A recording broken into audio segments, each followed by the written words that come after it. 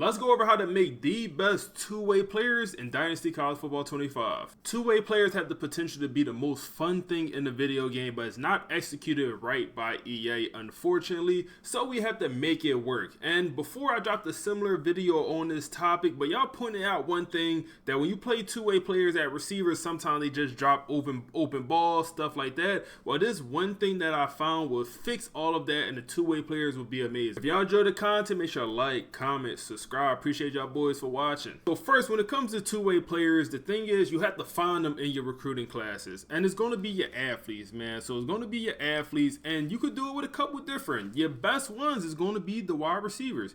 If you get you a 4 or 5 star wide receiver athlete that comes in with, a gym, good development trait, that's going to be the best thing in the world, man. Unfortunately, this guy, we had no chance to even talk to him.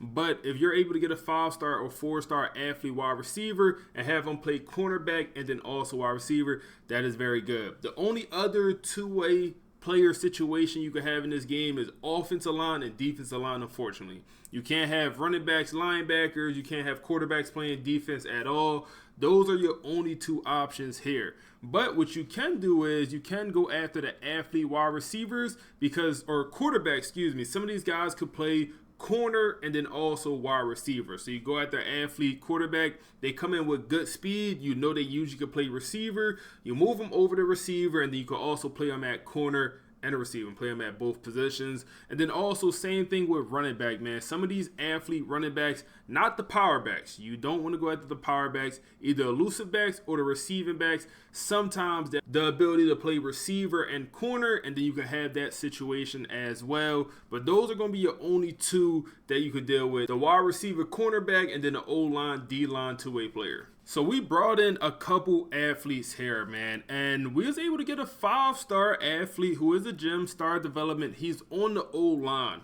So we're going to play him on O-line and D-line, and he's going to be our two-way player.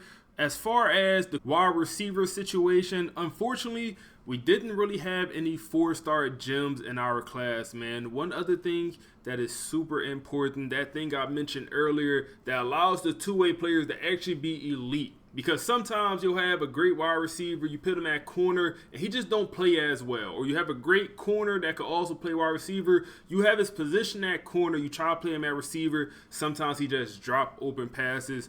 The thing you need is this mental ability on the right side of the screen, team player.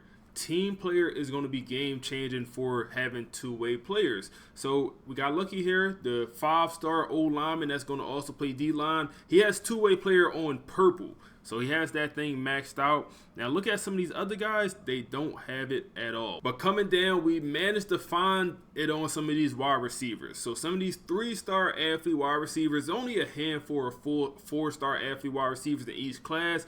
So for them to be a gym and also get team player, it's rare. It's rare, man. If you're able to find it, good for you, but it might take a couple recruiting classes. This is not going to be in every single recruiting class 4 or 5-star athlete wide receivers that also have that team player ability. But for the 3-stars, there's plenty of these 3-star athlete wide receivers, so he's able to find a handful of them. Unfortunately, none of them have amazing development traits, even though they're all gems. So 1, 2, 3, 4, managed to get 4 of these guys, and all of them have impact development, but they do have the team player mental ability, so we know they're going to be able to play both sides of the ball. So I'm going to come over here to position changes, and now I just want to start moving these guys around. So what we're going to do is we're going to redshirt these guys their first season. So it really don't matter where you move them this first year, man. Whatever you want them to progress first. So here we have our D tackle. He's going to be a 79 overall. We're going to move him to D tackle. This was the athlete center, 5-star athlete center. We're going to have him start at D tackle for his freshman year. But he's going to redshirt. He's not going to see the field anyway. Now we get into our receivers. And I'm probably going to start all the physical guys at corner, and then we'll move them over to receiver year 2, year 3, so they can develop on the receiver side of the ball. The key is for them to develop on both sides of the ball, you have to move them in between position to position. Unfortunately, they don't develop both throughout their career, man. They only develop whatever side of the ball you have them on, so you have to move them back and forth. And this is going to be the one elusive back that we brought in, athlete elusive back. And you see here, you click on them, and he could play receiver and he could also play slot. So I said, you don't just have to go after the receivers. You could bring in running backs, receiving backs, athlete, elusive backs as well, and they could also play slot and then wide receiver as well. So we're going to move them to the slot just like we moved all the other receivers, and we're pretty much going to advance, man. All our guys down here, freshmen, they all pretty much have exactly what I'm looking for, team player. And some of them don't have team player. We'll see how they'll develop. But in total, we have 5 corners that we're going to move over to wide receiver as well. But let's have them develop first as a corner. Let's advance the year, make sure they redshirt. All right, so we advanced one season. We're at the next year training results. And let's look at our corners and how good they develop, man. 85 overall. We're going to look at the boosts. 85, 83, 83, 82, and 72 for the last guy down here. He did not develop that well, but they are good enough. They're good enough. We're going to move them over to receiver next year. So we're going to have them start at corner. They're not ready to be a two-way player just yet. They're not ready yet. We're going to leave them at corner, but at next year position changes, that's when we're going to move them over to the cornerback or the receiver position and let them develop over there. Let's look at our 2 D tackles who, wow, oh my goodness, the 5-star is up to a 92 overall defensive tackle, 5-star star development, best player on defense, damn near, man. I mean, he looks very good, man. Finesse moves is developing over the power moves. Interesting, even though he's a run stopper. Regardless, a very good player. Only a red shirt freshman. Guess what? Same thing. We're going to let him start at D tackle, but next season, we're going to move him over to O-line and have him develop over there. Other guy, not doing as well. He's a 77 overall. He's a speed rusher. Speed rushers don't develop that well. He's only normal development also. We could let him marinate for another year at D tackle. We could let him get better at D tackle, or we just move him right to O-line. We'll make that decision after we advance and see what happens. All right, so we're at our following year of position changes, and we're going to move our 4 corners. I ended up just cutting the 5th one. He was so low in overall. He didn't develop that well. I ended up just cutting him, man. He wasn't going to make it anyway. So now we're going to move these guys over to receiver, man. They're obviously an 82 overall corner. Are they the best corner in the world? No, but they're good enough to at least play corner in the slot, man. At least to play corner in some capacity. We're going to move all these guys back over to wide receiver, which now they're going to develop as soon as we advance, because guess what? We're at position change week. And a guy like Nick here, who is, going to convert to a 79 overall deep threat receiver. And then when we advance, he's going to be a very good receiver and corner. This guy's going to convert only to a 69 overall deep threat receiver, but he will go up in overall as well. Now we get over to our D tackle, our guy who is going to go to the NFL very early, man. He's going to leave early for us. He went up to a 93 overall during the season as he was a starter. Now we move him over. Let's do right guard, because we know right guards develop better than left guards. We know that. I know that. So he's going to be a 79 overall right guard, but he's going to develop. And then let's also move our guy, the other sophomore D tackle. We'll move him over to right guard as well so he could develop. And then we're just going to back out. And I love doing this because you're right at position change week. Now you just advance, and all you guys will shoot up in overall at their new positions. We're not even going to cut, so y'all can see it all in one and know I'm not BSing y'all. So let's go over to receivers. We're going to look at our red shirt sophomores, and now they're jumping up a little bit, man. So we have a 78 overall. It's not the best thing in the world, but it's 78 overall, man. It's usable at receiver. He stole one of our best receivers here that only was 3 stars. We only did this with 3-star receivers because we couldn't find any 4-star receivers. So we're going to have to take what we could get here, man. If you do it with 4 or 5 stars, it's a lot better results, especially when we got brutal skill caps. So these guys are maxed out at receiver pretty much, because receiver skill caps are just so much worse than cornerback skill caps, man. So much worse when it comes to just guys getting high in overall. Even Nick here, who is a 5-star, is maxed out at receiver, man. That's nuts. And he's maxed out at he's maxed out at a 76 overall as a 5-star. Come on, yeah. What we doing here, man? You got 5 stars maxing out at a 76 overall with the boost.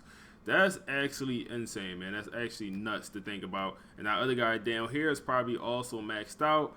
So they're pretty much done at receiver. Like when it comes to progression, we could just move them back over the corner if we want. We can move them back over there now, or we could just play them on both sides of the ball. And because they have the team player mental trait, they're going to be good on both sides of the ball. The team player allows them to play both positions, and I'll show you. I mean, it allows them to play out of position and not go down in overall. Improves the ability to play out of position. Usually when you play a guy out of position, they overall kind of drops a little bit, but with this ability right here, it prevents that. So that's exactly what you need for these two-way players.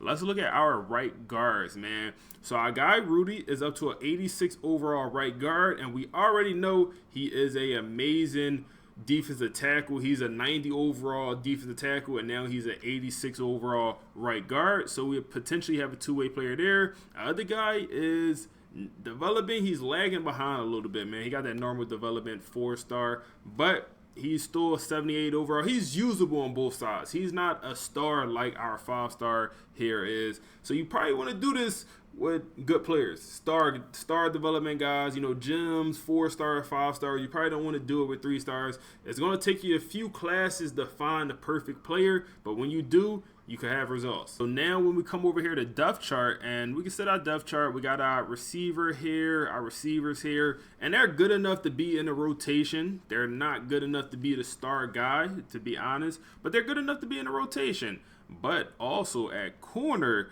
they're good enough to be in the rotation as well, man. You see here, our top-rated receiver, who is a 83 overall corner, he's our third best corner.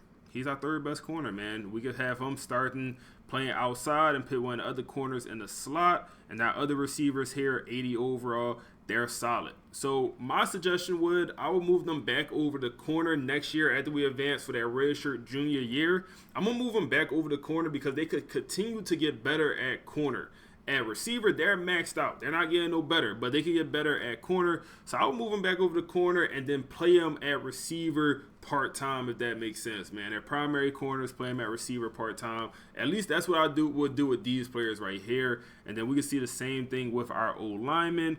We want to have our right guard over here at D tackle. And they already got him in the starting lineup here. He's just 5th string. Well, just move him up to 2nd string.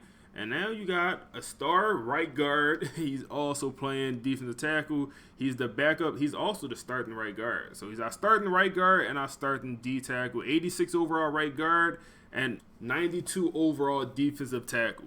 So you see here, man, like I said, you probably don't want to do it with 3-star players, 4 stars, 5 stars. Some of these athletes, it works very well.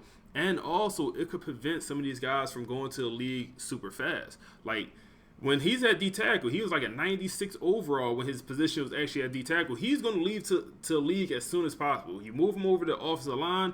Now his overall drops and he has the opportunity to get better. And now you can get an extra year out of him. Is it cheesy? Maybe, but it works. Another year position changes, man, and they cut one of my receivers. So we're down to 2 here, man. We're going to move them back over the corner because we know they could get better at corner. They're maxed out at receiver. That's why some of them end up getting cut. But let's move our 2 back over the corner where that guy was an 80 overall corner. This guy would be an 86, 83 overall corner. If we move him to safety, he's an 86, but he would no longer be a 2-way guy for us. And then also, I don't think I want to move our right guard, man. I think I want to leave him because if we move him, then his overall is going to go up and he's probably going to go on to the league. But if we keep him at right guard, he has another year to progress. We could move him to defensive end, and now he could play tackle for us. So if you want him to play tackle and DN, those are the conversions. If you want to play guard and D tackle, those are the conversions, man. So you can't have a D tackle go play right tackle. They have to play the guards, the inside. So that's kind of how that works. So we're going to leave him there. He's at 87. He should shoot up in overall a little bit more after we advance. Our other right guard got cut because he was trash. He wasn't developing. Like I said, them 3 stars to get a little janky. You want to do it with the 4 stars. They're really good players on your team. So let's go ahead and advance and see how our guys develop, man. So we only down to 3 guys, you know, O-lineman and 2 wide receivers / corners. Let's see how our guy Rudy is doing. And he should have jumped up to a reasonable overall at right guard. Let's see here. So he's now in a 90 overall with the boost. But the thing is, like, he's still a very good defensive tackle. He's still our best defensive tackle out here, man. Yeah, we only have two defensive tackles on roster, but he's a 90 plus overall defensive tackle. Our two corners is up to an 86 overall and then also 84 overall, and we know they're around 82, 83 at receiver as well. So they still will be probably receivers on our roster. Nope, they are not good enough to be receivers on our roster. They'll probably be fifth string. But reminder, we're Georgia. We're one of the best teams in the nation. If you're doing this with a 1-star, 2-star, 3-star school, these guys might be starting for you in year 2, year 3 if you do the same exact method. But because we're the best school, it's a little bit different for them to play on both sides because we just have good players everywhere. So I hope this just give y'all an idea how to do the two-way players, man. You want to look for the guys that have team player mental ability. It's rare to find. It's tough to find them and also have them be a gem, also have them be a 4 or 5-star guy. It's tough to find, but if you do find it, you know, two-way player. Just have it click for you, two-way player, especially you find one of them 6'5", physical athlete wide receivers that can play receiver and corner, and he also has the team player. He's a gem. Two-way player instantly. Know that, man. But that's all I got for y'all boys today. Hope y'all enjoyed the video. Make sure to like, comment, subscribe, check out the ebook, and appreciate y'all for watching. We're on to the next one.